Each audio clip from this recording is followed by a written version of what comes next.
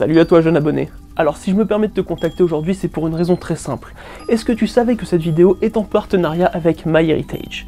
Alors est-ce que tu veux en savoir plus sur ton arbre généalogique? Il faut que tu te poses les bonnes questions. Est-ce que tu veux savoir si tu fais partie de l'arbre généalogique d'Elisabeth Báthory, Vlad Tepes ou encore des Putnam? Ou rester dans l'ignorance de l'histoire et éviter de savoir que grâce à MyHeritage, tu peux faire des recherches dans plus de 19 milliards de documents historiques à travers le monde? Moi je crois la question elle est vite répondue. Alors suis-moi, je vais t'expliquer tout ça. Tout d'abord, il faut savoir que MyHeritage est le site numéro 1 en ce qui concerne les services d'histoire familiale. Et si moi je fais confiance à MyHeritage, c'est parce qu'il m'a permis de découvrir que mon père n'était pas mon père biologique. Et oui Billy, c'est aussi ça les surprises de la généalogie. Par contre, avec l'outil de création d'arbres généalogiques, j'ai pu facilement rentrer des informations sur mes grands-parents que je n'avais pas forcément sous la main, grâce à la base de données, et même découvrir le nom exact de là où mon grand-père est né. Pourquoi moi je suis pas dans l'arbre? Parce qu'il n'y a pas l'option pour les doppelgangers. Par contre, en option disponible très cool, il y a un outil d'animation de photos qui transformera vos portraits de famille en images dignes de la Gazette du Sorcier.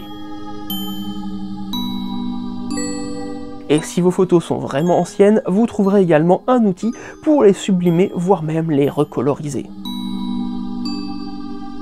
Donc jeune abonné, si toi aussi tu veux en profiter, eh bien clique sur le lien en description et obtiens 14 jours d'essai gratuit. Et à la suite de ces 14 jours, c'est 50% de réduction si tu te décides à devenir membre de MyHeritage. Alors merci MyHeritage pour le partenariat et des bisous. On peut me remplir ce truc ou comment ça se passe? Elisabeth Báthory. Son histoire se lie aux vampires, aux bains de sang, aux abus de la noblesse sur le peuple, à la cruauté, à la jeunesse éternelle et au premier tueur en série de l'histoire. Mais qu'en est-il réellement? Prêt à déblayer les légendes urbaines pour retrouver l'histoire avec un grand H qui se cache juste en dessous? Alors c'est parti pour un nouveau moment de culture.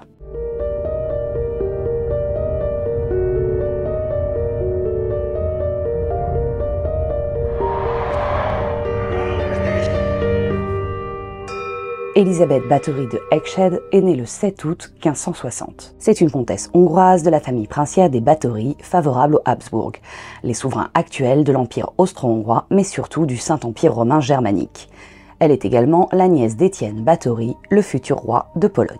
Enfant, elle souffrait de ce que l'on appelait à l'époque la maladie des chutes et que l'on sait aujourd'hui être de l'épilepsie. À l'âge de 11 ans, Elisabeth se fiance à François Nadasdy. Elle quitte alors sa famille pour vivre avec sa belle-mère jusqu'à son mariage en 1575. Elisabeth a alors 15 ans et François 20 ans. La famille Báthory est si influente que François abandonne son nom au profit de celui d'Elisabeth. Son époux lui offre alors comme cadeau de mariage le château de Kástis et il s'y installe. François est nommé en 1578 commandant en chef des troupes hongroises. Il est connu pour sa cruauté aussi bien envers ses hommes qu'envers ses ennemis. Elisabeth, elle, gère les affaires de son époux durant ses absences. De confession protestante calviniste, c'est une femme pieuse. Elle parle et écrit 5 langues. Le hongrois, le roumain, l'allemand, le latin et le grec ancien. Contrairement à la réputation qui lui est faite, il a été trouvé plusieurs documents qui montraient qu'elle intervenait en faveur des plus pauvres. Notamment une femme dont le mari avait été capturé par les Turcs et dont elle a assuré les besoins, ainsi qu'une autre femme qui était tombée enceinte suite au viol commis par un Turc et dont elle a pris soin. Elisabeth met 10 années à avoir un enfant. La première sera Anna, une petite fille née en 1585. Viendront ensuite Orsolia et Andras. Tous deux mourront en bas âge. Viendront ensuite Katharina et son fils unique, Pál, né en 1598. Femme forte et puissante, durant la longue guerre des Habsbourg contre l'Empire ottoman, elle est en charge de défendre les propriétés de son mari face aux Turcs. La longue guerre qui dura 15 ans. Son mari meurt le 4 janvier 1604. Il souffrait depuis plusieurs années de terribles douleurs dans les jambes, jusqu'à presque devenir totalement incapable de marcher en 1603. La raison de son décès est floue. Certains disent qu'il a été assassiné par une prostituée, d'autres qu'il est mort des suites d'une grave blessure au combat. Mais d'autres encore disent, et je vous demande pour la suite de bien retenir cette information, qu'il aurait été tué par le général Giorgio Basta, un mercenaire italien sur service des Habsbourg, qui combattait une branche de la famille Báthory de Transylvanie. En mourant, François Nadasdy confie ses héritiers et sa veuve à György Thurzó. En 1604, István Magyari, un pasteur luthérien, se rend à la cour de Vienne pour interpeller la famille impériale sur les terribles rumeurs courant sur la comtesse Elisabeth Báthory. Et en 1610, l'empereur Mathias Ier du Saint-Empire charge Gheorghi Thurzo d'enquêter sur la comtesse. Oui, celui-là même qui était en charge de l'héritage du défunt mari de la comtesse. Alors, en mars 1610, il demande à 2 notaires de rassembler des preuves. Ils auraient collecté 300 témoignages en un an, c'est-à-dire entre 1610 et 1611. Mais dans les rapports du procès, on trouve seulement les témoignages de 4 accusés et de 13 témoins, dont la plupart étaient des membres du personnel du château de Charvard. Elisabeth est accusée de passer à tabac ses victimes jusqu'à la mort, de les mordre, de les mutiler à l'aide de grandes aiguilles, particulièrement dans leur partie génitale, de les brûler, de les laisser mourir de faim ou encore de les laisser mourir de froid. Ces victimes, toutes féminines, auraient tout d'abord été de jeunes paysannes de la région, qu'elle aurait réussi à attirer à l'aide d'offres d'embauche très attractives. Plus tard, elle s'en serait prise à des jeunes femmes de la petite noblesse, soit envoyées par leurs parents auprès de la comtesse pour qu'ils apprennent l'étiquette, soit directement enlevées. Il est dit qu'elle aurait pratiqué ces atrocités à Kartis, mais également dans ses autres propriétés, Biczko, Charvard, Dutchkreuz, Bratislava, Vienne, et même sur les chemins entre ces différents lieux. Ouais, alors normalement là, vous commencez à voir que c'est un peu gros. Combien de victimes aurait-elle fait? Tout dépend des versions. Selon Sventes et Fico, des membres du personnel faisant partie des accusés, ils avouent respectivement 36 et 37 victimes. Les membres du personnel du château de Charvard montent ce nombre à 100. Voire même 200, disant qu'il s'agit là du nombre de corps qu'ils auraient emmenés en dehors du château. D'autres accusés parlent de 50 victimes. Et après on fera 13, 14, 15, enfin tous les chiffres impairs jusqu'à 22. Au tribunal, lors du procès, un accusé donne le nombre incroyable de 650 victimes que la comtesse aurait soigneusement pris soin de rapporter dans un carnet. Thurzo négocie alors avec le fils et les beaux-fils de la comtesse, parvenant avec eux à un accord. Elisabeth sera assignée à résidence, elle n'aura pas de procès, et en échange, l'empereur ne saisira pas la fortune de la famille Báthory, et le scandale n'éclaboussera pas ses descendants. C'est l'une des nombreuses théories de cette affaire pour justifier les actions de Thurzo. Le 29 septembre 1610, Elisabeth est arrêtée ainsi que 4 de ses serviteurs qui sont accusés de complicité. Dorothea Sventes, appelée Dorko dans les procès-verbaux, Ilona Jo, Katalin Benica et János Ujvari, Ibis ou Fixko. Tous les 4 sont poursuivis et jugés à la hâte dans un procès qui aura lieu le 7 janvier 1611 à Biczka. Qu'ont fait les 4 accusés durant tout ce temps? Eh bien, ils ont été soumis à la question. Et si vous voulez une petite idée de ce qu'ils ont pu subir, on vous renvoie vers notre vidéo sur la torture contre l'hérétique. Les doigts d'Ilona et Dorko seront arrachés avant qu'ils ne se voient brûler vifs. Fixko était le plus jeune et de ce fait, la sentence fut plus clémente. C'est pas moi qui le dis, c'est les procès-verbaux. Il fut décapité en public.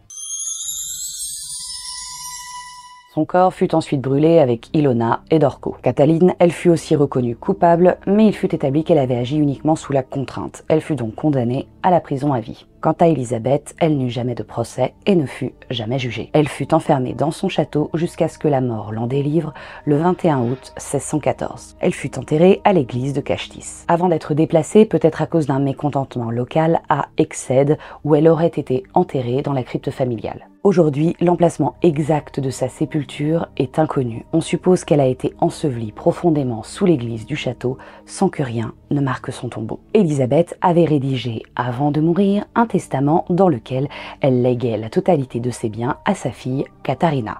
Mais Pál étant son seul fils, c'est lui qui héritera de tout. Bah voyons. Maintenant, on va reprendre ce bazar pour essayer de tirer tout ça au clair. Pourquoi tout ceci ne tient pas? Premièrement, la totalité des témoignages et des aveux ont été obtenus sous la menace, ou sous la contrainte. La torture pour la crédibilité d'un témoignage, c'est non. C'est vrai que c'est curieux cette manie de pas vouloir torturer, ça vient de quoi ça? Deuxièmement, et c'est important, aucun corps n'a jamais été retrouvé sur l'une des nombreuses propriétés de la comtesse. Et quand bien même on oublie le chiffre délirant de 650 corps, même 36, c'est pas évident à planquer. Il est tout à fait possible qu'Elisabeth se soit montrée dure, voire violente avec son personnel. Son mari était connu pour être un tortionnaire et frapper ses serviteurs. À l'époque, et ça fait mal de le dire, mais ça fait partie du quotidien. Et ça n'a absolument rien d'exceptionnel. En bref, c'est dégueulasse, mais tout le monde le fait. Ensuite, personne ne s'est jamais plaint de la comtesse avant cette affaire. Et à cette époque, on écrit des procès-verbaux et des lettres pour se plaindre de tout. Vol de poulet, blessé à cause de l'arbre du voisin, et même regard de travers. Ajoutons aussi que le fameux carnet où Elisabeth aurait consigné le nombre de ses victimes n'a jamais été retrouvé. Il ne fait pas partie des pièces à conviction lors du procès, et il n'est d'ailleurs mentionné que dans le témoignage d'une certaine Susanna, une servante. Jamais personne d'autre n'en a parlé. Pas même ceux qui auraient été complices d'Elisabeth. Anna d'Arvoulia est souvent évoquée sur le net ou dans les romans comme étant la complice de la comtesse, ou plutôt celle qui lui fournirait des victimes, voire même qui lui aurait donné le goût du sang. Mais cela ne s'appuie sur rien d'autre que des rumeurs, et on vous reparlera d'elle un peu plus tard. Vous vous souvenez que Turzo a négocié avec le fils de la comtesse pour qu'il n'y ait pas de procès. Eh bien, on n'a pas été tout à fait honnête. En fait, il a négocié avant même d'avoir réuni quoi que ce soit. Elle était déjà déclarée coupable pour Turzo. Maintenant, on va casser deux mythes qu'on trouve absolument partout sur le net. Non, Elisabeth Bathory n'a pas été emmurée vivante, tout montre qu'elle se déplaçait librement dans son château sans pouvoir en sortir. Donc le coup du mur de briques avec le petit trou pour passer la bouffe, ça n'a aucune source historique. Dans les documents, il est noté « assignée à résidence », pas emmurée vivante dans 2 mètres carrés. Et le plus répandu est celui qui nous casse bien les bonbons depuis qu'on a démarré YouTube. Non, Elisabeth Bathory ne prenait pas de bain de sang de vierge ou autre. Cette idée est débile et trop répandue. La première fois qu'on découvre cette idée, c'est dans la version imprimée de la Tragica Historia par László Turocki, un savant jésuite en 1729. Soit plus de 100 ans après les faits. Ça fait beaucoup là, non? En 1817, des documents des témoignages des autres accusés ont refait surface. Et il n'est fait mention nulle part de bain de sang. Jamais. Zéro. Mais cette idée s'est plus que répandue à la suite du succès du roman de Valentine Penrose, La Comtesse Sanglante, en 1962. Et pour vous donner notre avis sur ce bouquin, on va citer le critique et essayiste français Michel Merger.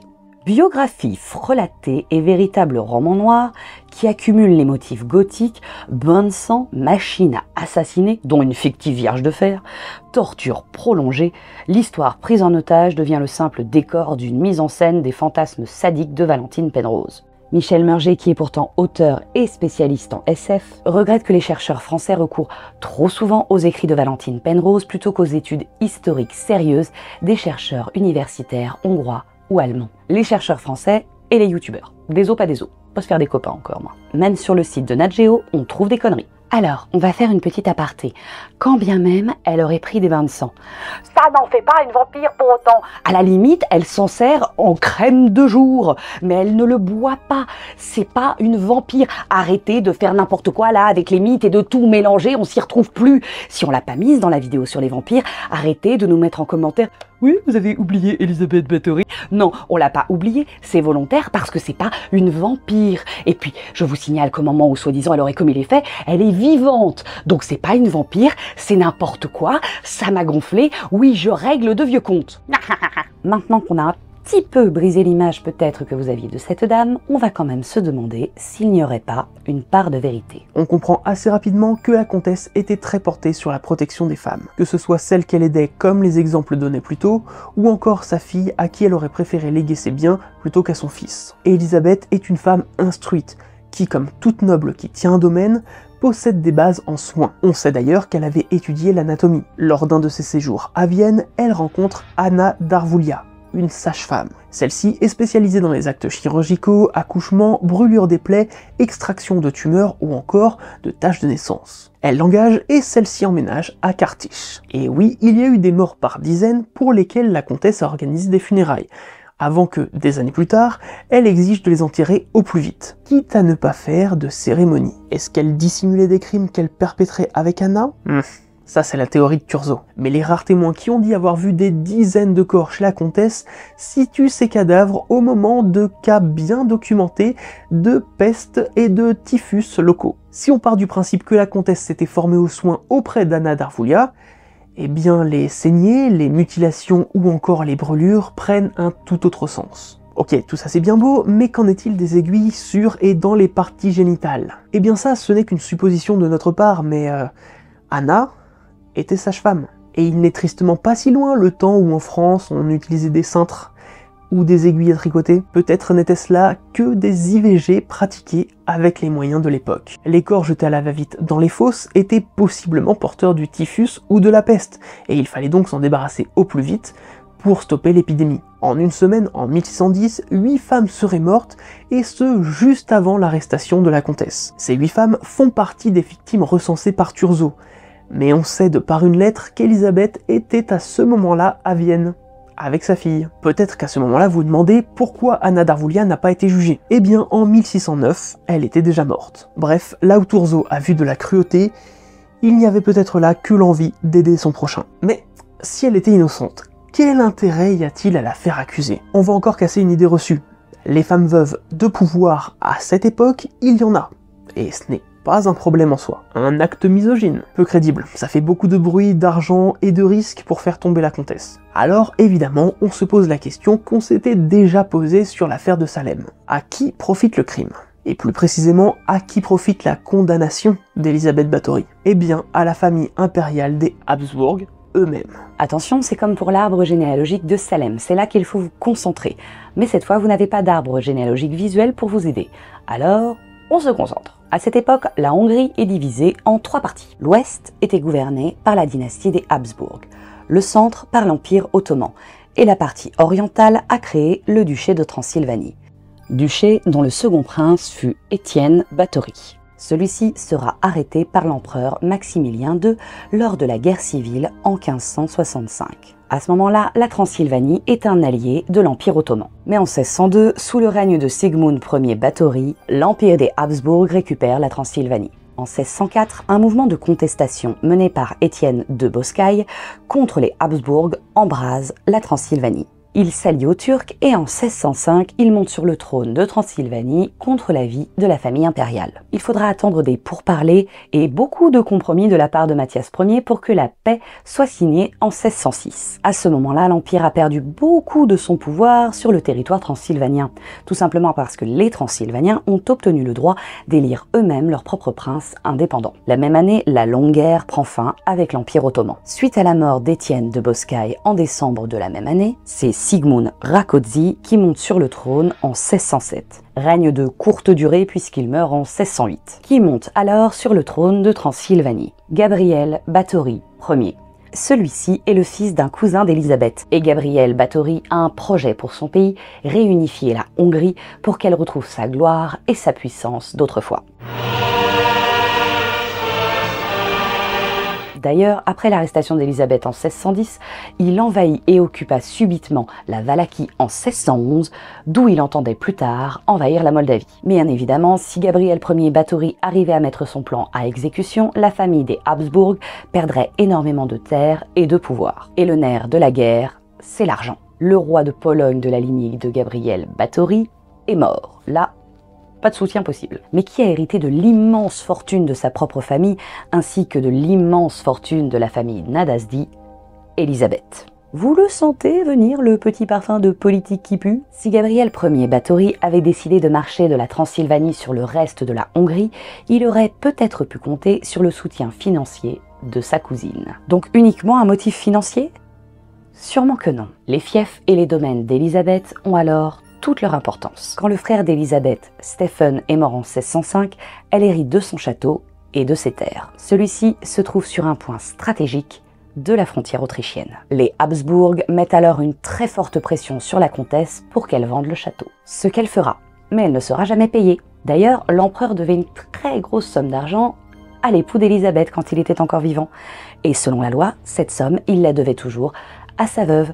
Il n'a jamais payé, malgré les relances d'Élisabeth. Mais revenons-en à nos châteaux. Avec ses nombreux domaines, elle aurait pu sans difficulté ouvrir un passage sûr aux armées de son cousin à travers la Hongrie depuis la Transylvanie. Écarter Báthory et bloquer ses ressources, c'était s'assurer qu'elle ne soutiendrait pas la rébellion de son cousin Gabriel Ier Báthory. Le fils et les beaux-fils d'Élisabeth Báthory auraient participé de façon à la faire tomber afin de conserver leur place précieuse au sein du Saint-Empire romain germanique. Peut-être est-ce d'ailleurs la raison qui fait qu'Élisabeth a essayé de léguer sans succès tous ses biens à sa fille et non à son fils. On récapitule cette théorie.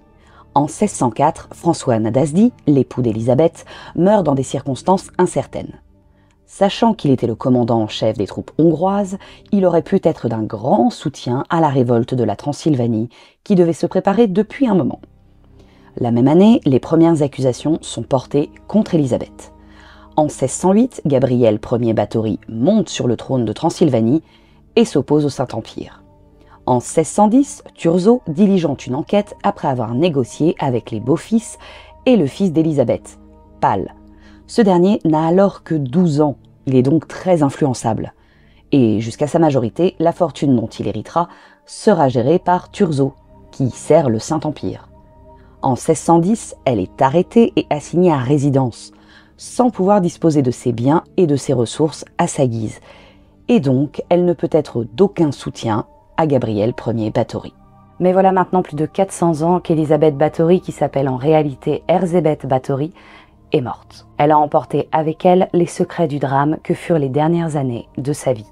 Mais ce genre de truc, ça se vend évidemment moins bien que l'histoire farfelue d'une femme qui prend des bains de sang. D'ailleurs, le Guinness Book des records lui a attribué le titre de la meurtrière la plus prolifique. Bon, leurs petites infos en dessous mélangent littérature et histoire, hein, mais bon, la précision c'est pour les cons. Et vous commencez à avoir l'habitude, hein, c'est là où normalement on vous énumère tout un tas d'œuvres qui sont en lien avec notre sujet du jour. Mais on va faire différemment aujourd'hui. Parce que des films, des romans, des poésies, des jeux qui parlent d'Élisabeth Báthory, il y en a un paquet. Mais genre à un point où je pense que vous n'imaginez même pas. Et dans toutes les œuvres qui vont suivre, les artistes en ont tous fait soit une vampire, soit une figure du vampirisme. Et en fait, il y a tellement d'œuvres sur elle que, c'est pas original. Du coup, on ne développera que ce qui sort un peu du lot. Les autres seront dans la liste avec tous ceux qui ont eu la même idée pas originale que. Voici donc la liste des romans.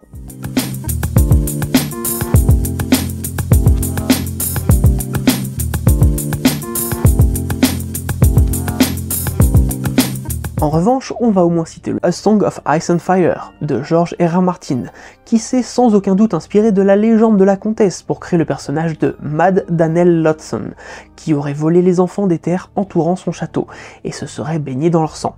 Au moins, là, rien de vampirique. Voici maintenant la liste des pièces de théâtre, opéra ou encore comédie musicale portant sur Báthory.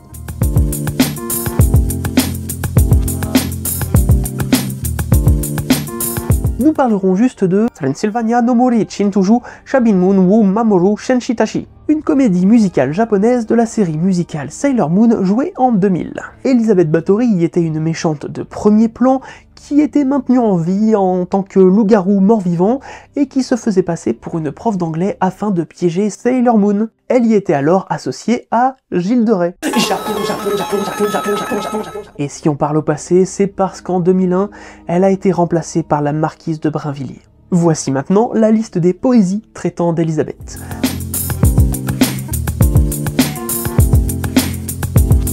Autour des BD et des mangas. Autour des séries télé.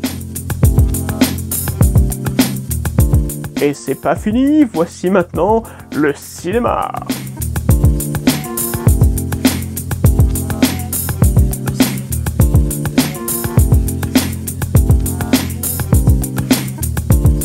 Niveau radio, on peut même citer Nightfall, une série supernaturelle de la société Radio-Canada qui a diffusé une dramatisation en 2 parties de l'affaire Báthory en 1980, appelée Blood Countess. Qu'on nous dise pas que c'est pas complet. Et maintenant, les jeux vidéo. Le mythe du fameux bain de sang a été l'élément majeur de ces jeux.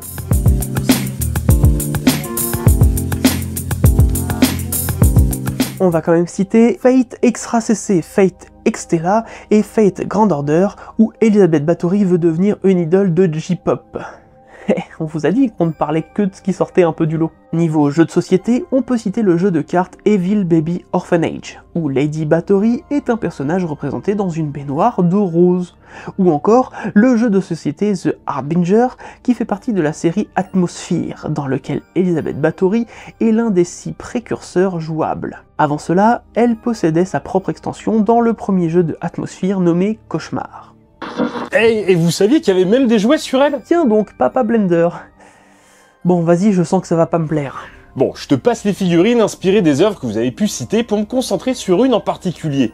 En 2004, c'est la société McFarlane qui sort sa 3e vague dans la série McFarlane's Monsters, appelée Six Faces of Madness. On y trouve Jack l'Éventreur, Vlad Tepes, Billy the Kid, Attila le Hun, Rasputin et Elisabeth Bathory. Cette dernière est représentée nue dans une baignoire remplie de sang, tandis que 3 têtes de femmes empalées sur un candélabre trônent à sa droite. Et elle renverse nonchalamment un verre de sang en serrant un poignard contre elle. C'est de très mauvais goût. Et attends, c'est pas tout, on peut lire la description suivante sur le site officiel de McFarlane. La reine du sang de Hongrie, qui a semé la terreur dans toute la région à la fin des années 1500 et début 1600, aurait massacré plus de 600 jeunes femmes. Membre de la classe dirigeante, Bathory a torturé des serviteurs tout au long de sa vie. Et plus tard, soucieuse de sa beauté déclinante, elle a commencé à se baigner dans le sang de jeunes filles massacrées, comme une forme perverse de fontaine de jouvence. C'est toujours de très mauvais goût. Et comme elle n'est plus commercialisée aujourd'hui, elle se vend à prix d'or, 150 € sur eBay. Merci pour ton intervention. De rien! Et enfin, pour finir avec cette liste de références déjà beaucoup trop longue, voici les œuvres musicales parlant ou faisant référence à Elisabeth Bathory. C'est parti.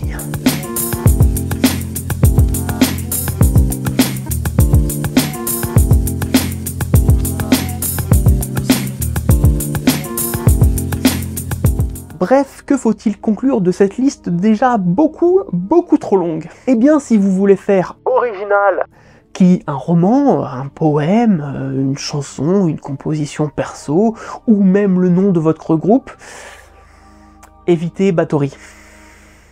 Voilà, cet épisode est maintenant terminé. On espère qu'il vous aura permis d'en apprendre davantage sur cette femme qui a traversé les siècles, non pas pour sa grande culture, mais davantage pour les supposés crimes qui auraient été les siens. Mais on espère que la prochaine fois que vous aurez envie de la nommer comtesse sanglante, vous y réfléchissiez à 2 fois, ou qu'au moins une hésitation se pose sur votre esprit. Dites-nous d'ailleurs en commentaire si votre vision de cette histoire s'est quelque peu modifiée. Un grand merci à Papa Blender pour son intervention. Si cette vidéo vous a plu, n'hésitez pas à la partager autour de vous. Pour soutenir la chaîne et nous permettre de nouveau nous arracher les cheveux sur ce genre d'histoire, vous pouvez nous soutenir en devenant membre sur YouTube, sur Utip ou tout simplement avec le bouton merci. On est toujours présent sur tous les réseaux qui sont là, on va pas vous refaire la liste, vous la connaissez déjà. Quant à nous, on va se dire à très vite pour un nouveau moment de culture.